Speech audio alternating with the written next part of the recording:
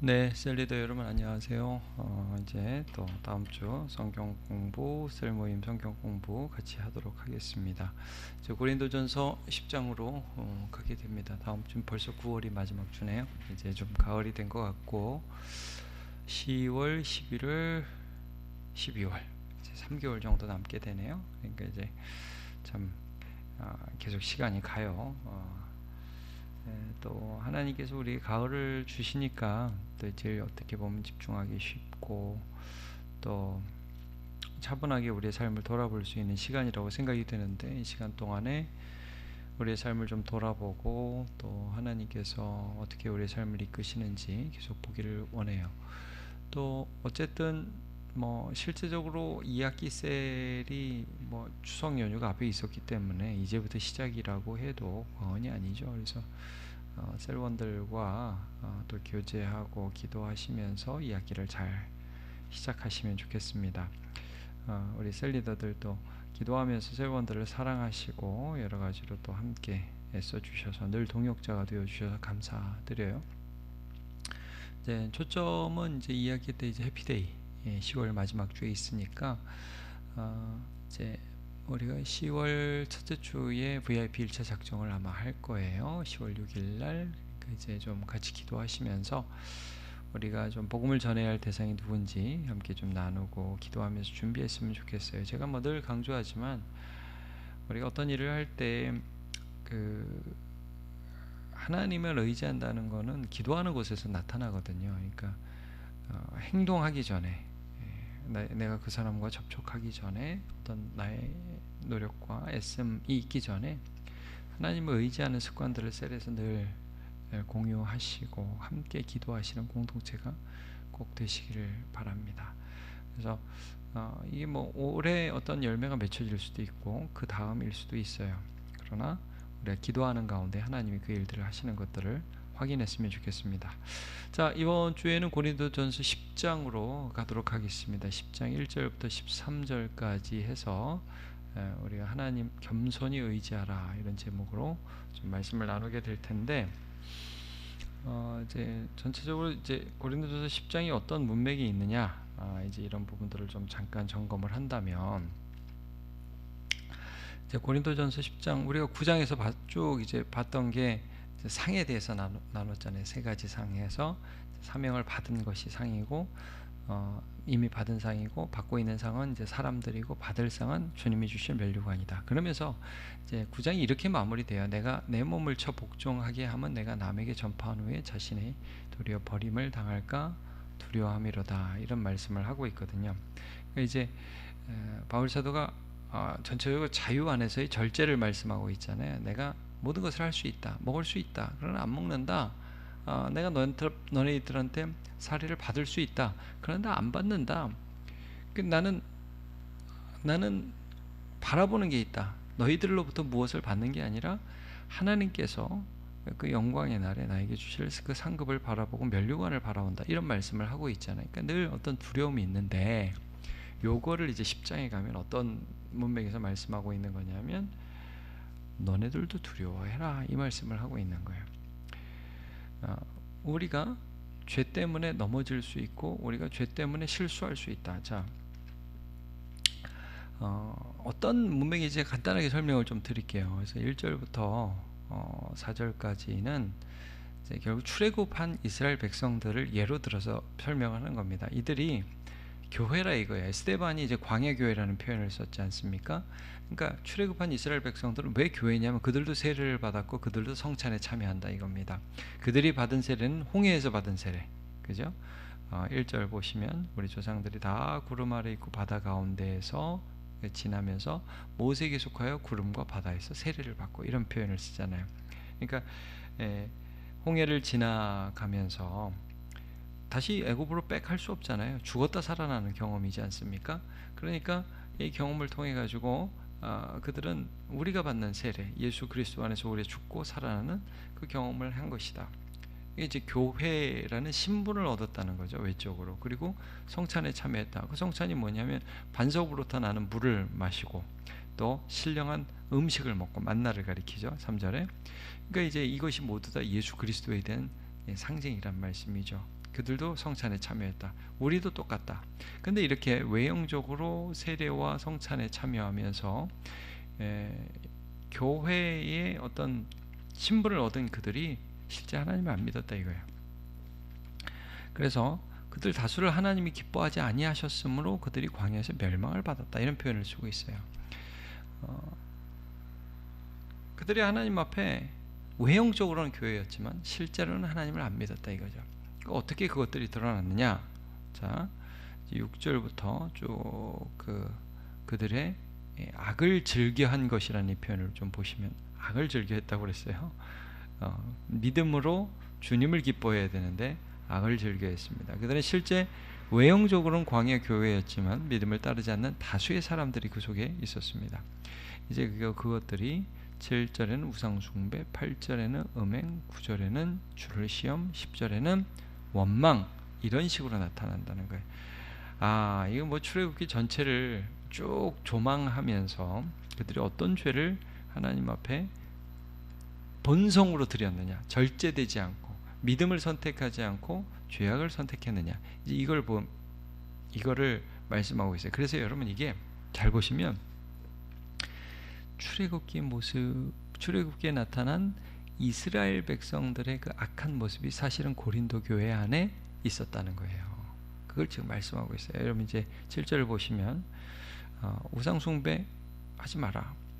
이거는 당연히 그 출애굽기 32장 33장 보면 이제 금송아지 만드는 사건 나오지 않습니까? 모세가 십계명 받으러 올라갔는데, 계명 받으러 올라갔는데 거기서 밑에서는 금송아지 만들고 막 난리가 났죠.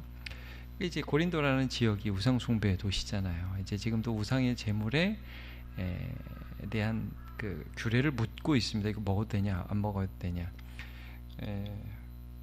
음식은 아무것도 아니야. 근데 중요한 것은 너희가 그 우상 숭배에 참여하면서 음행하는데 참여하고 있느냐, 이게 중요한 문제야. 출애굽기의 도전이 지금도 똑같이 있다는 것이죠. 여러분 우리도 똑같아요. 이걸 보면서 우리도 지금 금송아지를 만드는 시대에 살고 있죠. 하나님보다 돈을 우선시하는 사회에 우리도 살고 있지 않습니까? 거기에 우리가 넘어갈 수 있다는 거예요. 겉으로는 교회 다녀요. 교회 다니는데 마음으로는 하나님 믿지 않아요. 이런 현상들이 일어날 수 있다는 거예요. 자, 8절. 음행하다가 하루에 23,000명이 죽었다. 이거는 이제 그 출애굽의 과정에서, 이건 민수기에 나오는 사실은 구절이죠. 그래가지고 이스라엘 백성들이 이제 모압 평야에서 발람의 꾀를 받아가지고 이 모압 여인들이 음행하는 그 음행에 가담하면서 바알보올에 가담하는 일이 일어나지 않습니까? 그래가지고 이 전염병으로 사람들이 23,000명이 죽는데 그 가운데서 어떤 지도자가 고스비라는 그 미디안 여인을 데리고 와서 자기 장막에 있는데 이 비느하스가 창으로 유대 지도자와 고스비를 찔러 죽이는 그런 일이 있어서 전염병이 그쳤다. 음행. 그러니까 이 고린도 교회에 얼마나 음행이 심했습니까? 우리가 그 앞에서도 보지만 세상에도 없는 음행을 너희가 한다 그러면서 아버지 어머니를 취하는 일이 있었다, 이런 말씀을 다루고 있지 않습니까? 그러니까 여러분 이게 요즘에는 아닙니까? 그렇지 않죠. 똑같은 일들이 지금도 벌어진다는 거예요. 요즘 더 심하면 심하지 더 덜하지 않을걸요. 자, 9절. 주를 시험하다가 뱀에게 멸망하였느니 우리는 그들과 같이 시험하지 말라. 야, 이것 때문에 이제 이것도 광야에서 민수기에 보면 길 때문에 마음이 상했다. 바로 가면 되는데 우회하게 되니까, 여러분 우리도 고속도로 뻥 뚫린 고속도로는 놔두고 만약에 내비가 막힌 고속도로로 가가지고 1시간에 갈 걸 3시간에 가면 복창이 터지지 않습니까?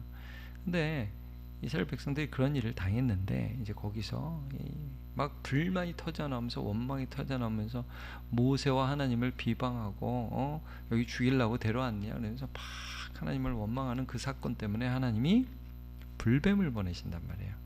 그래가지고 이 사람들이 죽어가죠. 근데 그때 놋뱀을 만들어서 장대에 매달아서 쳐다보면 사는 그런 기적이 또 일어나기도 합니다.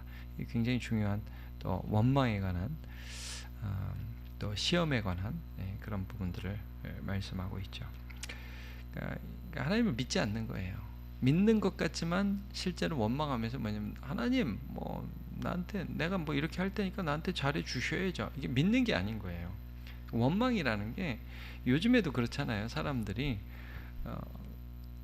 신뢰하고 믿기 때문에 나오는 현상은 기다림이고 감사하죠. 근데 믿지 않기 때문에 원망하는 그런 태도들을 요즘에도 얼마나 많이 합니까? 자, 그렇게 하지 마라. 이게 똑같다. 지금 이 말씀을 합니다. 너희들한테도 그런 모습이 있다. 주님을 시험하고 주님에 대해 신뢰하지 못하는 그런 모습들, 원망하는 모습들, 서로 원망하는 모습들. 10절 가보면 또 이렇게 나오죠. 그들 가운데 어떤 사람은 원망하다가 멸망시키는 자에게 멸망하였나니 너희는 그들과 같이 원망하지 말라. 원망하다 멸망하니 뭐 불뱀 사건도 그렇지만 뭐 열정탐꾼이 이제 가데스 바네아에서 정탐한 다음에 악평을 해가지고 그래가지고 사람들이 다 거기에 동조하게 되고 그래서 뭐 하나님의 진노가 임하죠. 또 고라 자손이 당을 짓고 모세와 아론을 대적하다가 땅이 갈라져서 그들이 멸망하는 일도 있습니다. 그러니까 이런 일들을 계속 이제 보여주면서 사실은 고린도 교회를 빗대서 말하고 있는 것이죠. 너희 안에 그런 모습이 있다. 그리고 우리는 이걸 보면서 야, 얘들 참 뭐 왜 이러냐 이게 아니라 사실은 우리가 살아가고 있는 우리 교회의 모습, 내 모습 속에서도 이런 모습들이 드러나고 있고 드러날 수 있다는 것을 인식하라는 거예요. 조심하라는 말씀을 지금 해주고 있는 것입니다. 그래서 11절에 뭐라고 말씀합니까? 그들에게 일어난 이런 본보기가 되고 또 말세를 만난 우리를 깨우치기 위하여 기록되었느니라. 걔들 나쁜 놈이야. 걔들 바보 같아. 아우 왜 그런지 몰라. 이게 아니라 아이고 나도 조심해야지. 이것 때문에 기록되었다는 것이죠. 그래서 여러분 사실 요 오늘 본문의 주제가 되는 구절은 12절과 13절입니다. 두 가지로 접근하는 거예요. 선줄로 생각하는 자는 넘어질까 조심하라 이거죠. 원망하면서도 나는 잘하고 있다고 생각하는 거예요. 불평하면서도 나는 잘하고 있다고 생각하는 거예요. 이제 고린도 교회 성도들 뭐예요? 분파를 나누고 있었잖아요. 그들은 원망하고 서로를 비방했단 말이죠. 불신앙으로 살아가고 있었어요. 근데도 자기는 잘하고 있다고 착각을 하는 거죠. 그러지 마라. 선줄로 생각하는 자는 넘어질까 조심하라. 항상 나 스스로를 보면서 내가 얼마나 약한 사람인 줄 알면서 하나님의 은혜를 구하고 겸손하라고. 오늘 제목이 겸손이 의지하라인데 하나님 겸손하라는 겁니다. 두 번째는 뭐냐면 13절이에요. 하나님을 의지해야 된다. 하나님 미쁘신 하나님. 여기 사람이 감당할 시험 밖에는 너에게 당한 것이 없나니 오직 하나님은 미쁘사. 이 구절에서 가장 중요한 것은 하나님은 미쁘사. 하나님은 믿을 만한 분, 오신실하신 분, 신실하신 분이라는 뜻이죠. 난 그분은 믿을 수 있어. 그분이 주는 거라면 감당할 수 있어. 그분은 도저히 안 될 때는 피할 길을 주셔 이거죠. 계속 읽어보면 너희가 감당하지 못할 시험 당함을 허락하지 아니하시고 시험 당할 즈음에 또한 피할 길을 내사 너희로 능히 감당하게 하시느니라. 우리가 봤지만 이 노뱀을 달아서 살리게 하시는 그 하나님.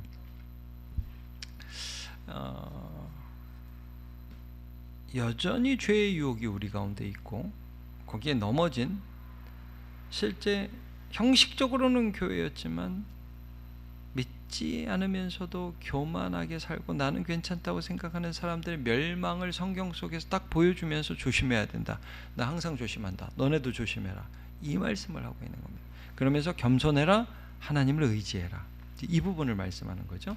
자, 보겠습니다. 겸손히 의지해라. 우리는 우리 약함 때문에 또 시대의 악함 때문에 늘 죄악에 노출되어 살아가고 있습니다.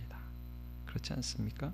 그냥 은근슬쩍 쑥 들어오잖아요. 맞는 것 같고 넘어지고. 자, 우리가 쉽게 넘어지는 죄는 어떤 것이 있습니까? 우리 7절에 10절 봤죠? 우상숭배, 음행, 시험, 원망, 파벌, 형성. 참 우리가 쉽게 넘어지면서도 그게 죄인지도 모르고 완악하고 완고한 삶을 살아갈 때가 우리에게도 있습니다. 있어요. 그래서 한번 이제 시작하면서 혹시 우리에게 이런 모습이 있지 않는지 어떤 부분들을 좀 느끼는지 뭐 우상숭배 같은 거는 내가 이제 하나님을 제 1순위로 모셔야 되는데 그냥 돈에 넘어져 가지고 맨날 염려만 하고 살고 있다고 그런 얘기도 할 수 있을 거 아니에요. 음행 뭐 이런 거는 제가 보기에 아줌마는 별 큰 이슈가 아니지만 특히 이제 젊은 남성 같은 경우에는 유혹이 너무 많죠. 요즘에 많이 넘어집니다. 이 부분. 이 솔직하게 우리 약함을 고백하면서 좀 기도도 요청하고 이 부분들 좀 이겨나가야겠죠. 시험, 이 시험이라는 건 하나님을 시험하는 거예요. 하나님을 믿지 못하는 거예요. 그래가지고 나 이렇게 한번 해봐. 뭐 하나님 어떻게 하는지 봐봐. 아마 나 교회 한번 안 나가 봐봐. 뭐 이런 거 있죠. 한번 막 나가봐. 막 하나님 어떻게 하는지 봐. 이게 안 좋은 겁니다. 이거 원망하는 거. 네. 고린도 교회의 어떤 그 지도자들 중심으로 이제 파벌을 나눈 것. 물론 이제 지도자들은 거기 동조하지 않았어요. 자기들끼리 나눈 거예요. 이건. 자, 말씀만 나눠 보겠습니다. 1번 바울 사도는 자신 안에 있는 죄성과 시대의 죄악이 유혹에 넘어지는 고린도 교인들을 향해 넘어질까 조심하라. 12절. 자, 우리는 겸손히 경고를 받아들여 죄를 대항할 수 있는 방법이 좀 어떤 것들이 있는가 우리에게 자, 보죠. 자신의 약함을 알고 죄악의 자리를 피한다. 이거 중요한 거라고 보거든요. 이제 디모데후서 2장 20절 보면 유명한 구절이죠. 또한 너는 청년의 정욕을 피하고 그랬어요. 피하고. 요셉도 피했잖아요. 이 겸손한 거예요. 그 죄악의 진창 속에 있으면서 죄악을 이긴다? 안 됩니다. 겸손한 사람은 피합니다. 그래서 주를 깨끗한 마음으로 부르는 자들과 함께 의와 믿음과 사랑과 화평을 따라 그 다음에 교회에 속해 있는 게 겸손한 거죠. 나 혼자 할 수 있어. 아주 교만한 겁니다. 그러나 그래도 주를 따르겠다고 분투하는 사람들과 함께 주를 따르자고 서로 붙잡고 나아가는 것이 우리에게 필요한 것이죠. 그래서 교회에 속하여 믿음의 사람들과 의와 믿음, 사랑, 화평을 따른다. 삼손 같은 사람들 생각나죠, 그렇죠? 힘이 있고 그러니까 어느 순간 나 혼자 뭐 잘할 수 있어 그러면서 맨날 주색 잡기에 빠져가지고 살아가다가 참 비참한 말로를 맞이하지 않습니까? 자, 3번 내 안에 죄성이 있음을 기억하고 늘 겸손한 자세를 갖는다. 선줄로 생각한 자는 넘어질까 조심하라. 늘 넘어질까 조심하는 거예요. 이제 어르신들은 다리에 힘이 없으시니까 늘 조심하시잖아요. 어떻게 보면 우리는 그런 자세를 좀 가질 필요가 있죠. 넘어질까 조심한다. 나는 괜찮아. 그러다가 그냥 넘어지는 경우가 얼마나 많이 있어요. 자, 이게 다 우리가 이 생을 살면서 겸손히 살아가야 할 태도입니다. 이제 구체적으로 내가 이런 데는 좀 피해야 돼 이런 게 있으면 그런 거 한번 좀 내가 그냥 아무 생각 없이 갔는데 사실 그거는 아니었던 것 같아. 이런 고백도 할 수 있겠죠. 좀 나눠보시면 좋을 것 같아요. 나는 교회에 들어오는 거를 참 늘 좀 뭐랄까 귀찮아하고 그랬는데 적극적으로 교회에 들어와야겠어요. 이제 이렇게 소그룹 셀 모임 참여해야겠어요. 이런 얘기들 할 수 있겠죠. 다음에 내가 좀 교만했던 부분이 있다면 좀 회개할 수도 있고 이런 것들을 한번 좀 질문해 보면서 얘기해 보면 좋겠습니다. 2번 바울 사도는 하나님께서 시험과 유혹의 시대를 살아가는 우리를 신실하게 도우시는 분. 그러니까 오직 하나님은 미쁘사 그랬잖아요. 미쁘사. 나는 어떻게 하나님 신실하심을 의지할 수 있습니까? 1번 어려움 가운데 원망하기보다 하나님의 선하심을 신뢰한다. 그래, 하나님이 이 어려움을 주셨는데 날 죽이려고 그러는 거 아니야. 하나님이 이것 통해서도 하나님의 뜻을 이루실 거야. 욥이 그랬잖아요. 나의 가는 길을 오직 그가 아시나니 나의 가는 길을 오직 그가 아시나니 그가 나를 단련하신 후에는 내가 정금, 순금같이 되어 나오리라 이런 말씀을 하죠. 하나님을 신뢰하는 거예요. 갈렙과 여호수아가 다른 사람은 다 그 땅을 악평하는데 아니다. 하나님이 이기게 하신다. 어려움은 크지만 그보다 더 큰 게 하나님의 능력이다. 이렇게 고백을 하잖아요. 그러니까 좀 이렇게 지금 저는 좀 이렇게 접근했으면 좋겠어요. 원망이 나올 때가 있지 않습니까? 사실 우리 셀분들도 보면 원망이 나올 때가 있죠. 당연히 그렇지 않아요. 그 이상한 거 아니죠. 근데 이제 원망을 통해서 하나님 하나님을 기다리고 하나님을 신뢰하고 하나님을 믿는 그 자리로 우리가 이동을 해야지 원망의 자리에 그냥 앉아 있을 수는 없잖아요. 그래서 그런 부분도 좀 나누면 좋을 것 같습니다. 요즘에 좀 하나님의 선하심을 도저히 안 믿길 때는 없었느냐, 이런 거 있죠. 하나님 못 믿을 것 같은 그런 순간은 없었느냐, 이런 것도 좀 나눌 필요가 있어요. 자, 2번, 자신의 약함을 고백하고 하나님의 은혜를 날마다 간구한다. 그러니까 하나님 우리가 진토임을 하신다, 이런 표현을 쓰고 있어요. 우리가 얼마나 약한 존재인지를 하나님은 아신다. 아버지가 자식을 긍휼히 여긴 같이 여호와께서 자기를 경외하는 자를 긍휼히 여기시나니 이는 그가 우리의 체질을 아시고 우리가 단지 먼지뿐임을 기억하심이로다. 그러니까 하나님은 내가 하나님께 도와달라고 그러면 도와주시는 분이셔. 이걸 하면서 우리가 어떻게 하나님의 신실함을 의지할 수 있는 거? 기도하는 것이 뭐 기도하는 거. 그럼 한번 점검해 보세요. 요즘 기도를 어떻게 하고 계세요? 기도해야 되는데 못하고 있어요. 그럼 셀에서라도 한번, 이번 주라도 한번 해봅시다. 그러면서 우리 아침 저녁으로, 아예 안 하는 사람 아침에 한 번이라도 저녁에 한 번이라도 10분씩 기도합시다. 점심에 한 번 기도합시다. 제가 늘 부르짖잖아요. 우리 성도들 하루에 3번 기도하자고. 새벽에도 기도하지만 점심에 저녁에 한 번씩 좀 기도하자고. 여러분, 그게 우리가 하나님을 의지하고 또 살아가는 방법입니다. 피할 길을 내시기를 간구한다. 저는 이제 하나님을 웨이메이커라고, 길을 만드시는 분이라고 표현하고 싶어요. 이사야 43장 19절에 되게 유명한 말씀이지 않습니까? 광야에 길을 내신다, 사막에 강을 내신다, 이런 표현이 나와요. 사막에 강이 어디 있어요? 광야에 길이 어디 있어요? 다 그냥 모래인데. 근데 물론 이제 여기 광야는 이제 우리가 여기 광야나 사막은 우리가 무슨 사하라 사막 이런 개념은 아니죠. 풀도 가끔 있고 뭐 이런 데지만 어쨌든 그 아무것도 없는 데서 하나님은 무에서 유를 창조하신다. 내가 생각하지 못했던 길이 열린다. 그러니까 하나님, 전 지금 길이 안 보입니다. 하나님 어디로 가야 될지 모르겠습니다. 사방이 꽉 막혔습니다. 길을 내주옵소서라고 간구하고 하나님이 내시는 길을 경험해야죠. 그게 우리가 하나님을 의지하는 방법입니다. 그래서 특별히 이제 기도하는가, 그다음에 마음으로 내가 원망만 하는 자리에 있지는 않은가, 그다음에 피할 길을 특별히 기도의 제목 가운데에서 하나님 앞에 간구하고 있는가, 이런 것들을 좀 체크해 보시면 좋겠습니다. 마치며 바울 자신도 이 세상을 살면서 늘 경건한 두려움을 가졌습니다. 10장에 들어가기 전에 9장 마지막에 내 몸을 쳐 복종함은 남에게 전파한 뒤에 도리어 내가 버림을 당할까 두려워함이라 그랬잖아요. 자기도 조심했다. 출애굽한 이스라엘 백성도 분명 세례와 성찬을 경험하는 교회였으면서 우상 숭배, 음행, 시험, 원망의 죄를 저질렀고 멸망했어요. 늘 겸손히 넘어질 것 조심하는 신앙으로 신실하고 미쁘신 하나님을 의지하며 죄를 버리는 우리가 되시기를 바랍니다. 시험의 때에 감당할 힘과 은혜로 피할 길을 주시는 빼고 피할 길을 주시는 하나님을 우리 의지하시기를 바랍니다. 감사합니다. 오늘도 수고하셨습니다.